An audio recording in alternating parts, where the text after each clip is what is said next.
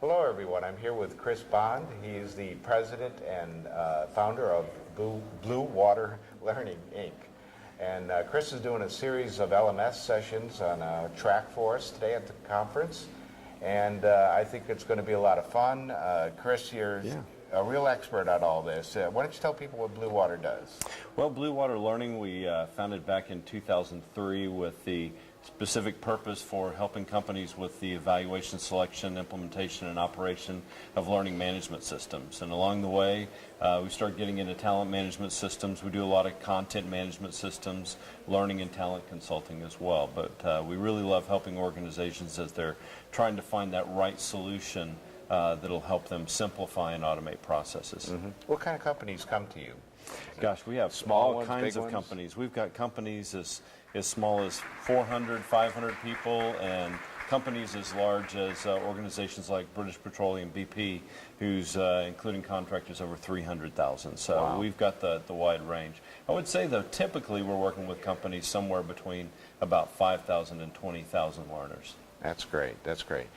And when you work with the companies, you start from the beginning with business plans and so forth, like we're kind of going to do the tracks today? Yeah. What's the process? Well, we love starting at the beginning with the really identifying what's the business need and the value proposition to the organization, but we find ourselves engaged at all different parts of the process. So we'll have organizations that really want to start from the beginning, help me create a business plan, really analyze and look at my needs and my business needs and how that'll fit into a system.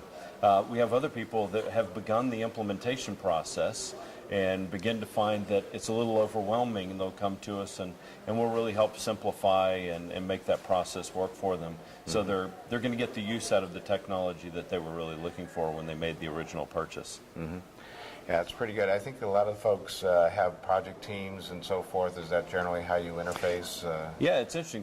Some organizations have project teams. Some of the companies that come to see us, it's one person, and they've realized they can't do it as one person to be able to implement the system. There's a surprise. But we really try to work to meld into the team, not to become just this independent consultant, but we really want to become part of our client's team and work together in order to really help them through the process, not just get the system implemented, but really learn how to use that piece of technology and their new business processes so that they can be successful when we're gone. So we're always trying to work ourselves out of a job because we want to make sure that our clients are self-sustainable and successful going long term.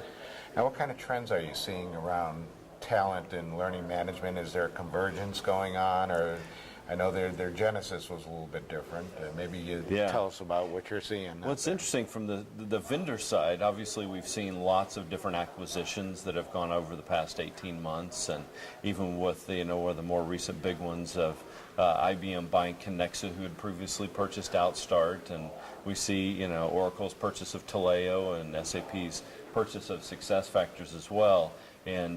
So I think there's some really interesting consolidation that's going on and some shakeout that'll happen from that in terms of vendors. I think there's also a settling down of vendors that we're seeing now. But you can still go out there and find 200 different people trying to pitch an LMS solution, so it can be pretty complicated and complex.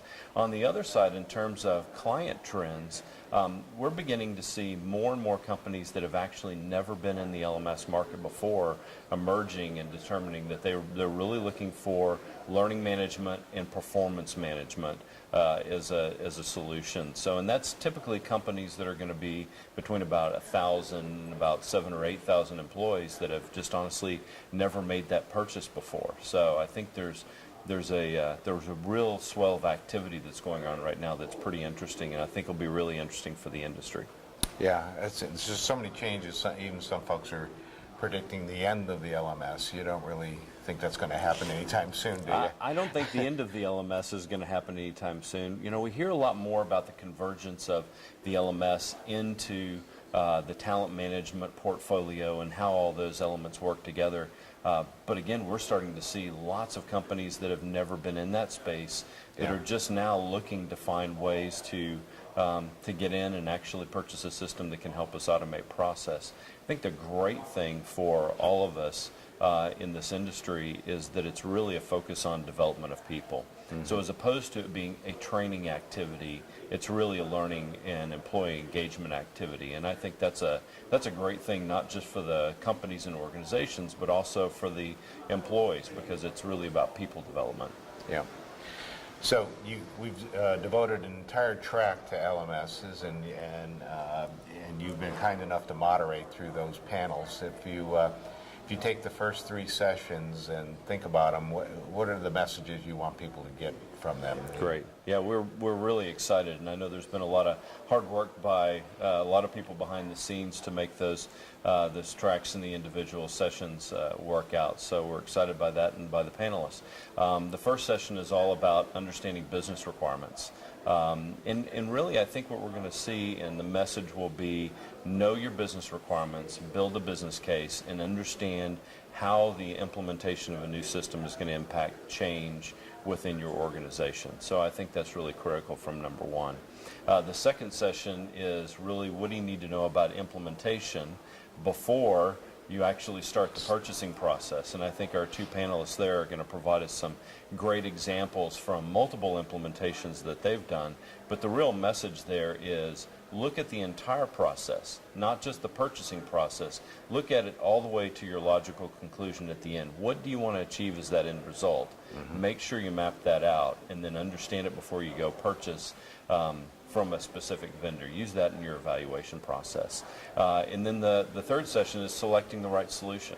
So that's really wrapping it all together and talking about, well, what is the process of selection, and how do I vet and evaluate a vendor to know that they're really not just going to be a vendor, but will be a partner with me in this process. And I think our panelists there also will share examples where their vendors are really more their partners, and that's created a successful relationship.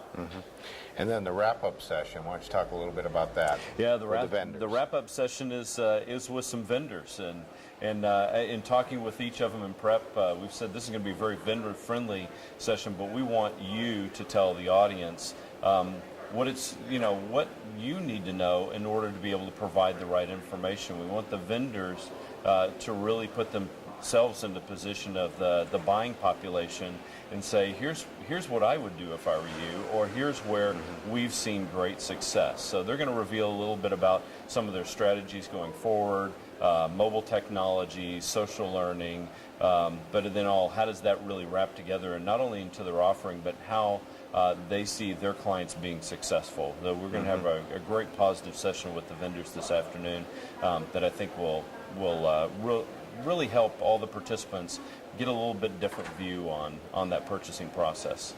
Yeah, I think you're right. And Chris and I did another session about an hour in length before the conference to talk a little bit about what we were going to talk about, and a lot of good information passed in that session. And what happened there is that it became one of the best viewed sessions in our webinar series. So we encourage you to go to our website, chewielearning.com, go to events, pull down web seminar series, and you'll see the session that Chris and I did. Chris, thank you very much for being here. Thank you. And pleasure. That's it for this interview. Thank you for joining us.